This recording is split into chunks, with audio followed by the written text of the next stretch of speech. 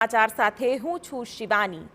આવતીકાલે વડાપ્રધાન મોદી દ્વારકાના ટુરિઝમને પ્રમોટ કરી શકે છે। વડાપ્રધાન મોદી દ્વારકામાં સ્કૂબા ડાઇવિંગ કરે તેવી પણ સંભાવના છે। સુદામા બ્રિજની નજીક તૈયારી અને વ્યવસ્થા કરવામાં આવી છે। વડાપ્રધાન મોદી માટે ઊભું કરાયું છે અલાયદું ટેન્ટ હાઉસ। લક્ષદ્વીપની જેમ દ્વારકા પણ વડાપ્રધાન મોદી અહીં પણ સ્કૂબા ડાઇવિંગ કરી શકે તેવી સંભાવના। हमारा संवाददाता किंजल मिश्रा आ विषय વધુ વાત કરી રહ્યા છે। કિંજલ, જે રીતે દર્શકોને આપણે જણાવ્યું કે વડાપ્રધાન આવતીકાલે સ્કૂબા ડાઇવિંગ કરી શકે છે, વડાપ્રધાનની રહેવાની પણ એક અલગ વ્યવસ્થા કરવામાં આવી છે। જો એ દ્રશ્યો હશે તો એ ખૂબ રોમાંચક હશે। કેવી તૈયારીઓ આપ ત્યાં જોઈ રહ્યા છો આને લઈને?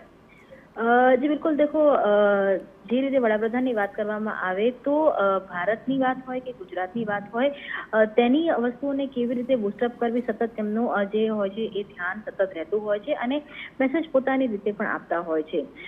જે રીતે માલદીવની સામે લક્ષદ્વીપની જો વાત કરવામાં આવે, લક્ષદ્વીપને આખું ડેવલપ કરવામાં આવ્યું, પોતે વડાપ્રધાને જે રીતે તસવીરો આપી અને ત્યારબાદ આ જે આખી વાત છે કે ક્યાંક ને ક્યાંક દ્વારકાની અંદર જે રીતની સબમરીનની વાત છે, બેટ દ્વારકાની વાત છે, તેની સાથે કૃષ્ણની જે નગરીની વાત છે કે દરિયાની અંદર પણ જે સોનાની નગરીના અવશેષો છે, તો આ જે તમામ બાબતો છે તેને ઉજાગર કરવાનો અથવા તેને ઉચ્ચ કરવાનો પણ એક પ્રયાસ છે તે કરવામાં આવી રહ્યો છે। આપને ખ્યાલ હોય તો શિવાની, દિવાળીની આસપાસ જ પ્રવાસન વિભાગ દ્વારા જે ટુરિઝમને ડેવલપ કરવા માટે, દ્વારકાના ટુરિઝમને ડેવલપ કરવા માટે સબમરીન ટુરિઝમ શરૂ કરવાની જાહેરાત છે તે પણ કરી દેવામાં આવી હતી અને તેનો જે પ્રોજેક્ટ હતો તે પણ તૈયાર કરવામાં આવ્યો હતો।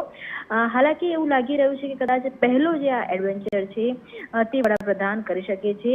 જો કે જે પ્રકારની નિયમો હોય છે એવી પણ એક વાત છે કે સ્કૂબા ડાઇવ કર્યા પછી લગભગ 3 કલાક જેટલો જે સમય છે તે એરફ્લાય નથી કરી શકાતો, પરંતુ જે રીતની તૈયારીઓ જોવા મળી છે, સુદામા બ્રિજ છે તેની પાછળની સાઈડ અલગ ટેન્ટ લગાવવામાં આવ્યા છે, તેની સાથે જ ત્યાં સતત એક્ટિવિટી છે તે ચાલી રહી છે અને છેલ્લા 10 દિવસથી લોકોની અવરજવર પર પ્રતિબંધ કરવામાં આવ્યો છે। 3 કલાકનો આવતીકાલનો જે સમય છે તે પણ રિઝર્વ રાખવામાં આવ્યો છે।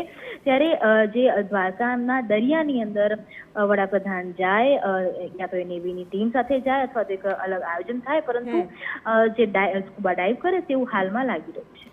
બિલકુલ, તો વડાપ્રધાન નરેન્દ્ર મોદી આવતીકાલે સ્કૂબા ડાઇવ કરી શકે છે અને દ્વારકા પણ એક પ્રવાસન સ્થળ છે તેને પણ પ્રમોટ કરી શકે તેવી પૂરી સંભાવના હાલ તો જોવાઈ રહી છે।